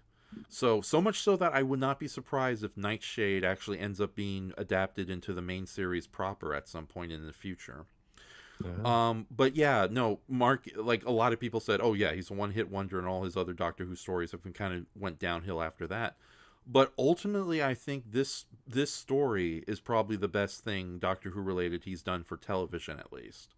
Even knowing that it's technically a spin-off movie that isn't a part of the main series, despite Matt Smith's out of nowhere Yeah, cameo. unfortunate cameo, which I think, because I think it's pretty accessible to a very ground zero novice like me. Mm-hmm. I still found it short and sweet and endlessly charming, and an obvious love letter. But I would definitely see, and very accessible. But I would definitely see that being like a weird sort of thing if you were to show somebody this who had no idea what Matt Smith was, who he was, and why the hell he's there. Yeah, that's it's funny. People looking back on this film, and this film is about 10 years old now. Is that his kid? What's that? What do you make of that, Al? I'm the ghost of Christmas future. Get out of here, Matt Smith. Oh, Don. Okay, that's not a good Matt Smith impression, but it's the same. It's the same energy. Yeah, that's the only suspect thing about this whole little movie. And I'm sure fangirls who love Matt Smith cry at that part. Men and girls, because Matt Smith is very popular. So, even though he looks like, I love Matt Smith a Oh, he lot. is? Yeah, no, Matt Smith is a really good doctor, and he's had a lot of really good stories under his belt. Like, he's right up there with Patrick Thornton as far as just being magical in his performance. Matt Smith is my brother's Miguel's doctor. You got William Hartnell. Miguel has Matt Smith. Okay. Was he pre or post Tenant? He followed Tennant. He's post Tennant. Oh, Yes, right. yeah, he's technically the 11th Doctor. Mm-hmm. But yeah, no, Matt Smith, very much like Patrick Thornton, he has a lot of magic. It's like there's some stories that are terrible, but you watch it for Matt Smith himself because he's just so good in it. So, and that includes one of my all-time favorite Doctor Who stories, The Rings of Aten. I'm saying it wrong. I know I am. But it's that particular episode I can best describe as it's like a Doctor Who fairy tales or storybook brought to life on a pretty impressive budget and production design. So, but no. But with that says, yeah, Matt Smith showing up, I have the feeling it was like 50-50. One half of it was like Mark Gatiss like saying, "Oh yeah, let's have that in there," just because this is a 50th anniversary celebration. Yeah. And it is a bit of like bending reality a bit because it's Doctor Who. It's got to bend reality one way or another. On the other hand, it does feel like maybe the BBC heads were like, there's too many old people of the 60s, throw in Matt Smith. And they just throw Matt Smith at Mark Gatiss. And Mark Gatiss is like, oh my Gideon. As he catches Matt Smith and explodes. We should do our own little Doctor Who making of documentary. Just nothing but like outrageous facts. Like Tom Baker was arrested for killing one of the actors in the Cyberman suit because he thought he was Oh, we'll real. just make it all up? Yeah, just make it all up. Oh, all right. Oh my god, we could do it like Jack Hawks and Spectra fan talking about Doctor Who and just go in all these weird tangents. Have them narrate. But yeah, no, I'm glad you enjoyed that. And I'm kind of sorry the conversation just went into insane talking about Doctor No, Who. no, it's very, very enlightening, and I figured it would go that way since this is a celebration of that. This movie's a celebration of that, and I have to say, I know how you feel when I talk about Mystery Science Theater though at length. I'm actually fascinated. Like it is Well, disturbing. I'm equally fascinated with Doctor Who because it's something like I mentioned at the top. I really would love to be a fan of and would love to get into. There's always just been something about it. A lot of the episodes that I have seen that is just sort of impenetrable for me, and just something that doesn't click exactly right. But I hope to be a fan someday. But right now, I'm a casual admirer from afar of it. Yeah, and you're doing a lot better than most Doctor Who fans because you went back to the beginning and that's what I like. Yes, and you discovered. And then I will have to go back and legitimately sit down and watch it all the way through. What's available now. And if I'm ready to move past that point, we'll see. I might just go in order. Yeah, I think and doom myself that way, but I don't know. I think you'll do really well with Patrick Thornton if you ever get to his era. And if you do, let me know because there's a lot of stories of his I'd love to watch with you. Like The Mind Robber is another magical one. Basically, Doctor Who in fairy tale land, literally. So, but at the same time, though, I think when you get to John Partry, it's going to be rough sailings because I like John Partry, but there's some stories where the soundtrack alone is enough to like really piss you off. Like, oh my goodness, this is Santorin.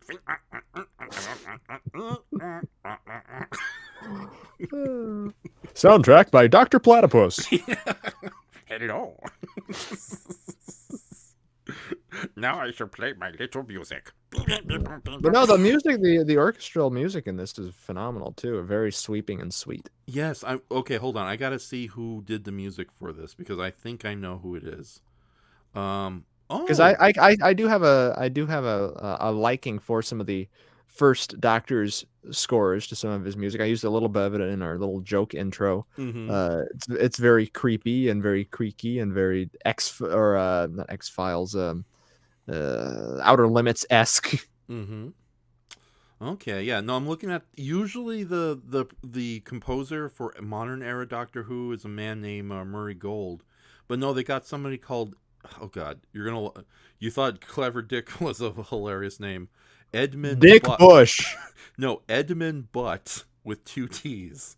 Oh, you're just being immature. No, that's literally his name, Edmund Butt. So that's his name. Maybe it's Butte. Oh yeah, Edmund Butte.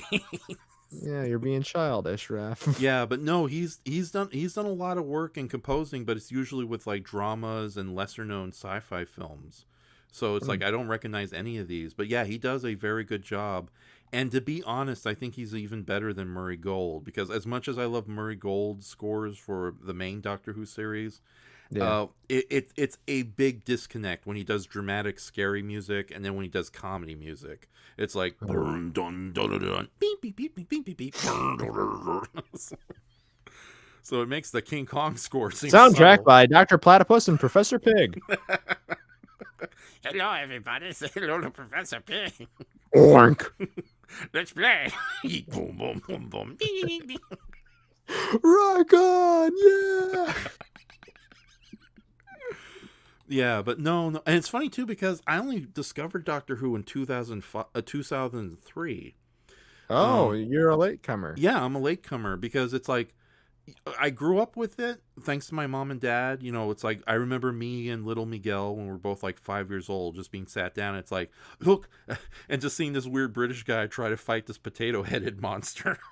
Yeah. But it's Well, like, that's the problem for me too. Maybe is I'm just such a latecomer in my own right. I didn't grow up with a lot of this stuff. I didn't have the benefit of having overtly nerdy and geeky and cool parents. So mhm, I've just sort of in my later years had to discover this stuff and get into it on my own without any prompting. So, and there's just so much to watch. yeah. That Doctor Who for me, I've always been aware of it, but it's just I hope I'm not too old and cynical at this point. But you give me hope, Raf, since you came into it late. Yeah, no, I came into it late, but to be fair, it was a lot easier to get into Doctor Who because the library system still had a bunch of DVDs and VHS tapes readily available. So I Yeah. went into kind of a crash course with Doctor Who. And ironically, my first Doctor Who was Brain of Morbius, which was basically Tom Baker fights Dr. Frankenstein on another planet. Oh. And then soon after, It's not that giant Frankenstein from Oh, you said Doctor, okay. I yeah, was gonna say it's not that giant Frankenstein from Power Rangers, is no, it? no, no, no. It's much more uh Clever. no, it's still silly. Sophisticated. Yeah, sophisticated, but even dumber still looking. Mm. But no, Brain of Morbius was because that was VHS tape that was at my local library. And then my second Doctor Who story was The Pirate Planet, which I actually bought for cheap at Amoeba Music. Yes, Um, written by Douglas Adams. yes, written with Douglas Adams, and I think it was The Pirate Planet which I fell in love with Doctor Who. It's like, okay, this is my jam right here. I guess maybe that's part of it too. Because I do like Hitchhiker's Guide to the Galaxy. Hmm. I even like the movie version of it, but I'm a much bigger fan of the mini series Hmm. version because that's kind of Doctor Who esque in production quality. But I was going to ask, did Douglas Adams write much Doctor Who? Because he seems like he has a big knack for it, or he that sense of humor would be he at home in yes, it. he wrote The Pirate Planet. He wrote City of Death, the two I showed you. Oh, okay. He Yeah, wrote yes, he those. wrote those two. Yeah. So and Pirate Planet and City of Death came just before his big success with Hitchhiker's Guide to the Galaxy. Yeah. But he was, believe it or not, Douglas Adams was actually the showrunner for one season of Tom Baker's Doctor Who, and it didn't work out outside City of Death, and I would say Shada because the Shada was a pretty good story in its own right, but the history of Shada is ridiculous. Shada was canceled mid-production and was completed only like a couple of years ago. Shada was a nada, but it shoulda, coulda, woulda. Yeah, yeah, Braden, thank you. Thank you. Did, Who? yes, hey, Doctor Who. You think that was Doctor Who. I think that's why I asked if Paul Frees was ever involved with Doctor Who, because he voiced Doctor Who okay? in King Kong Escape. Oh, that's right. Yeah. So who He would win? technically was a doctor in a roundabout type of way. Yeah, yeah. Who would win in a battle, King Kong or David Bradley? The actor, not the doctor. Stomp, squish. Oh, poor Kong. I know. Take that, you. King Kong's got nothing on my old. You stick ratty bone. little ape. Okay, and one Stop quick. flashing your monkey maker. Yeah. Get it? Monkey maker? I know, I instead know. of money maker. We're having too much fun tonight, and I thought this was going to be a big downer episode too. No, this was delightful. I found that the movie was absolutely had some very sad and heart tugging moments, but it was on the whole I felt it was endlessly enjoyable. Okay, I'm glad you enjoyed it, and yeah, I definitely went with. There was other choices, but I went with this one because of your love with William Hartnell. I think you would have gone in. You did get a big kick out of this one. Absolutely, yeah. Okay, so yes, so three out of four. Let's see how next week goes. And then there was the last unicorn. Bom bom bom. Yeah, well, you like Rankin Bass, but we'll see how it goes here. So. It's gonna be a rank piece of ass next week, but no. Thank you, Raph. You've picked 3 great choices this month, and this one especially has definitely pushed me because I've been getting into that William Hartnell kick again, like the past month. So this is probably what's gonna tip me over into watching it all back now. Okay, awesome. Yeah, no. But with that says, yeah, no, if you do more Doctor Who, remember, like, it's okay to pick and choose with different stories, but, you know, Yeah. I think you're going to be okay with William Hartnell, and I think you'll enjoy Patrick Troughton, but Yeah. mostly because of Patrick Troughton, although his companion Jamie is a real treat, too. It's like, I think you'll love that guy. What do you mean by that? No, him and the second Doctor and Jamie have such great chemistry that they're almost like a comedy duo in their own right. And plus, Jamie is a young Scotsman, too, so he's easy on the eyes. And this is a man who... This is coming from a straight man. He's a man crush. All right. Okay. But yeah, I'm very glad you've enjoyed this month so far. We'll see about The Last Unicorn, but I think we're going to be okay, so... I think. You don't have any prior setup for The Last Unicorn other than just that ridiculous name? Is it Blade Runner related? No, it's not Blade Runner related. No. Okay. So, hold on. I was going to try to find like a vortex effect to play while we play the ending music, but so far I'm not finding anything. Oh, yes, our ending music is a nice closing from the man of the hour himself, contacting him from beyond the grave. Okay. All right. So, ladies and gentlemen, thank you very much for joining us tonight on the movie Graveyard Shift. Sorry this was a long one, but it's been a wacky weekend. We will see you next week with The Last Unicorn. So, all right. So, let me mute us for a little bit while we go into intermission.